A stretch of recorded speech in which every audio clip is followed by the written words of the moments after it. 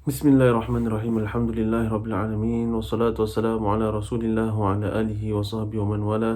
Rabbi shrah li sadri wa yassir li amri wahlul 'uqdatam min lisani yafqahu qawli.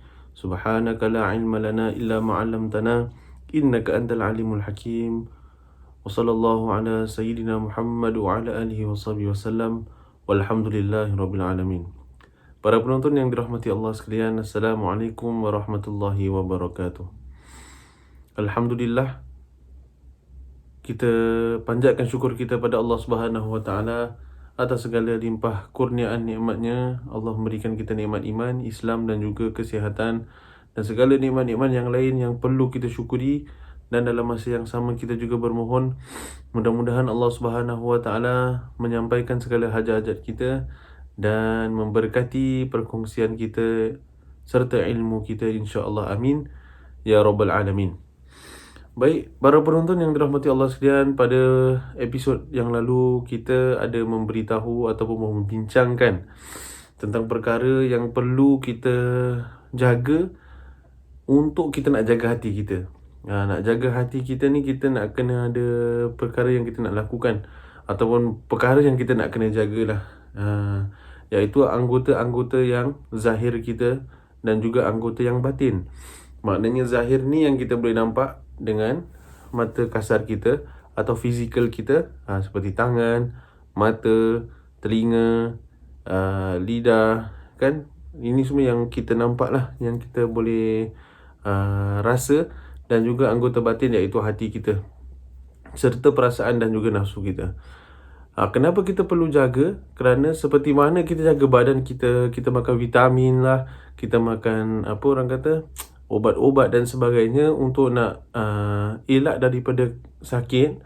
Kadang-kadang kita tengok ada orang dia macam makan macam-macam ubat untuk nak menyembuhkan penyakitnya, ataupun kadang-kadang bukan ubat, kadang-kadang macam suplemen ataupun vitamin dan sebagainya untuk mencegah daripada dapat penyakit, hanya untuk nak jaga dirinya. Begitu juga dengan hati kita perlu dijaga, kerana ramai di antara orang-orang yang tidak menjaga hatinya dan hatinya tu jatuh sakit dan melarat sakit, tapi yang mempunyai diri tu tak rasa yang hatinya sakit. Sebab kan kita dah bincangkan sakit hati dengan sakit orang kata fizikal ni dia berbeza. Kalau kita demam, kita rasa kita demam, kita lemah, badan kita panas contohnya, atau sema dan mungkin dedah sikit badan dan sebagainya lah. Pucuk pangkalnya kita tahu yang kita sakit sebab ada simptomnya, ada orang kata kesan-kesannya. Tapi kalau penyakit hati ni, dia kalau hati kita kalau sakit, tak dapat dikesan dengan mata kasar, tetapi mungkin kita dapat kesan dengan ilmu yang kita ada. Bila contoh kita lihat, kenapa kita rasa iri hati bila kita nampak kejayaan orang lain contohnya. Kenapa kita rasa kita nak seseorang yang lain tu kecundang dan kita rasa bahagia atas kecundangannya contohnya. Itu penyakit-penyakit hati tu. Itu penyakit hati. Jadi orang tak perasan, dia melayan perasaan tersebut, maka makin lama makin melarat. Melarat tu dari sudut apa? Dari sudut akhlaknya itu makin jadi tak baik. Mula-mula asalnya okey, asalnya baik, tapi lama-lama makin tak baik, dan akhirnya lama-lama dia akan menjadi orang yang iri hati, pendendam. Kalau dalam cerita atau kisah yang lain, mungkin dia akan jadi orang yang sombong, yang riak, yang takabur, yang sum'ah. Berapa ramai orang yang kita nampak dia tak cakap pasal siapa-siapa, tapi dia cakap pasal kehebatan diri dia. Masya Allah, oh ini kerana aku punya usaha lah ni, sebab tu aku ada bisnes macam gini contohnya, sebab tu aku ada kemewahan, kemegahan dan sebagainya. Dia lupa semua tu datang dari Allah Subhanahu Wa Taala. Jadi maknanya datang sifat sombong. Itu penyakit hati, sifat sombong. Yang dia beritahu orang tu pula ada sifat hati, ada penyakit hati juga. Dia kata, orang ni aku tak boleh lah. Dulu biasa-biasa je. Macam mana dia boleh jadi macam gini kan? Dia boleh jadi bagus, dia boleh jadi megah macam gini. Jadi dia pun mula untuk nak menjatuhkan orang lain. Jadi ini semua adalah penyakit hati yang menular. Yang menular di dalam masyarakat. Maka Alhamdulillah, dengan kitab penawar bagi hati ni, lebih kuranglah kita dapat tahu kesan-kesan penyakit hati. Bukan kita nak cek kat orang lain, tuan-tuan puan-puan dirahmati Allah. Tidak, tetapi untuk nak periksa diri kita sendiri. Kita tengok orang lain kalau sakit pun kita tak kisah sangat. Dia demam ke, dia sema-sema ke, dia batuk ke, kalau sakit kau pergilah ke doktor, kau makanlah, kau makanlah ubat. Kita banyak nak prihatin tentang hati diri kita sendiri. Bila kita tahu penyakit-penyakit hati ni, supaya kita dapat tahu, oh rupanya aku ni sakit, ada penyakit hati. Jadi kalau ada penyakit hati, kita cari obatnya. Kita cari obatnya. Jadi ini suplemen ataupun vitamin untuk macam mana kita nak jaga hati kita. Yang pertama sekali, kita nak kena jaga 7 anggota badan kita, yang mana daripada salah satu 7 ni atau ke-7 ni menyebabkan seseorang itu dimasukkan ke dalam syurga ataupun mendapat keridaan Allah Subhanahu Wa Taala, ataupun disebabkan oleh satu atau daripada ke-7 anggota inilah seseorang itu membuat dosa, lalu na'udzubillah min dzalik, dijerumuskan di dalam api neraka. Na'udzubillah. Jadi yang pertama sekali yang kita nak kena jaga dalam kitab penawar bagi hati ini, menjaga 7 anggota zahir. Jadi yang fasal yang pertama, nak kena jaga mata. Jadi dikatakan di sini bahawasanya kebaikan mata yang berkaitan dengan 2 perkara, iaitu dunia dan akhirat. Ketahuilah, Allah Subhanahu Wa Taala telah menjadikan mata untuk beberapa kebaikan dunia dan akhirat. Antara kebaikan mata yang berkaitan dengan dunia ialah, yang pertama, melihat apa yang diusahakan oleh diri sendiri. Apa yang diusahakan oleh diri sendiri? Jadi maksudnya ini adalah sama ada yang berkaitan dengan apa yang dilakukan setiap hari, seperti bangun tidur, bersihkan diri, memakai pakaian, masak makanan, makan, minum, yang berkaitan dengan perusahaan seperti apa-apa sajalah. Kita punya urusan pekerjaan kita, kan kita gunakan mata. Kita nak jalan, nak keluar rumah, tak usah keluar rumah lah, kita cakap kita bangun tidur je, kita nak jalan, daripada katil kita nak pergi tandas, kita pakai apa? Pakai mata. Kita tengok, ni jalan ni. Lepas tu nak masuk tandas, kita buka pintu, kita tengok, oh ini masuk kaki kiri. Lepas tu kita jaga-jaga dalam tandas. Kita nak ambil berus gigi. Macam mana kita nak ambil berus gigi kalau kita tak tengok, tak nampak kan? Maknanya kita gunakan nikmat mata yang Allah berikan kepada kita. Jadi nak ajarkan kita kat sini bahawasanya benda tu benda yang kita dah terlepas pandang kadang-kadang.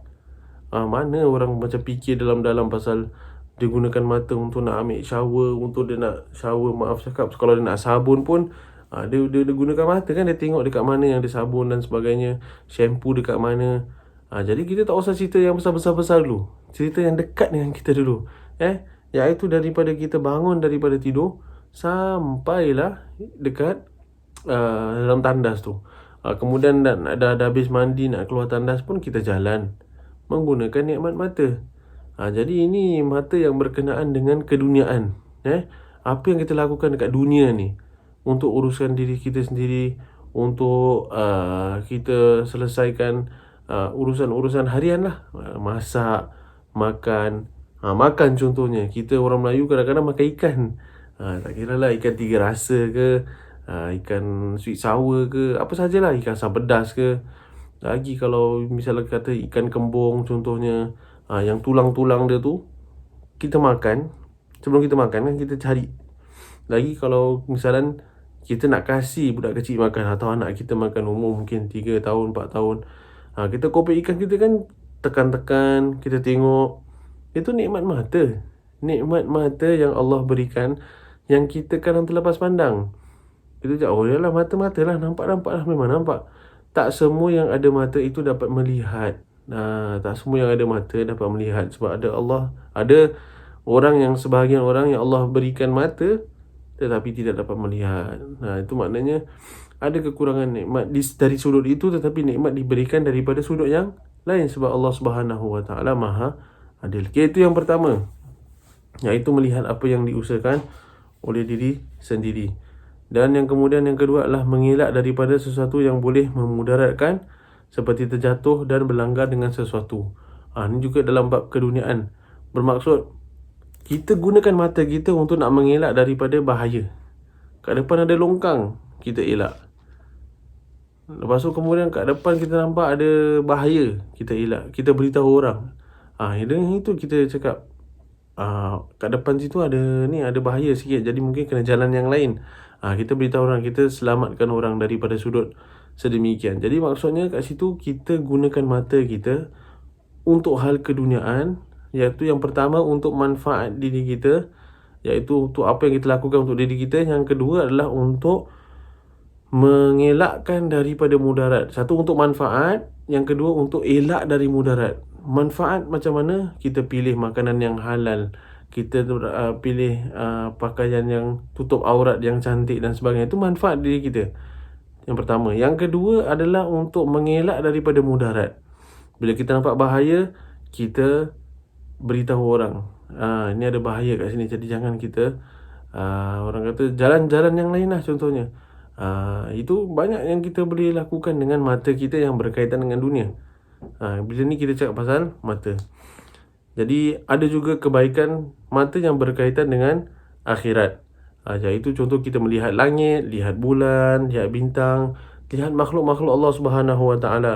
Kita baca Al-Quran, kita menggunakan mata kita untuk jalan-jalan kebaikan, contoh pergi masjid atau cari-cari orang yang boleh kita bantu, sedekah dan sebagainya.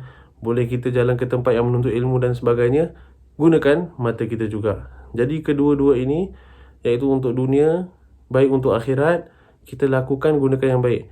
Yang jadinya tak betul ialah bila kita gunakan mata ini untuk yang bukan kegunaan dunia dan akhirat, tetapi untuk manfaat diri kita, tetapi ianya berkaitan dengan dosa. Itu kita nak cerita pasal mata lah. Jadi dekat sini kita nak kena lihat kepentingan menuntut ilmu daripada sudut mata ni. Kita nak kena apa orang kata, gunakan sebaiknya, dan kalau boleh kita fahamkan, kita rasakan inilah nikmat Allah Subhanahu Wa Taala, berikan kita mata supaya kita melihat perkara yang baik. Bila dah dapat nampak yang benda-benda yang baik, kita gunakan untuk manfaat kita pada hari akhirat. Sebab akhirnya hidup kita ni pergi kat dua tempat je. Sama ada kita ke syurga atau seseorang itu dijerumuskan ke dalam api neraka.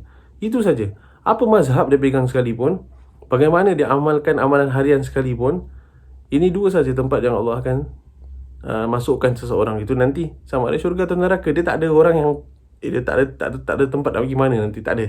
Sama ada syurga atau neraka. Jadi kita gunakan mata kita untuk supaya kita dapatkan syurga. Dan jangan kita gunakan mata kita untuk na'udzubillah min dzalik, disebabkan oleh mata lah kita na'udzubillah dijerumuskan dalam api neraka, wa'iyadzubillah min dzalik. Jadi untuk masa sekarang ini kita cerita pasal mata. InsyaAllah jika ada kelebihan waktu, kita akan sambung dengan perkara-perkara yang berkaitan dengan mata dan juga dengan perkara yang lain. Wallahu a'lam bishawab. InsyaAllah kita akan bersambung pada waktu yang lain dengan izin Allah Subhanahu Wa Taala. Wabillahi taufiq wal hidayah. Wassalamualaikum warahmatullahi wabarakatuh.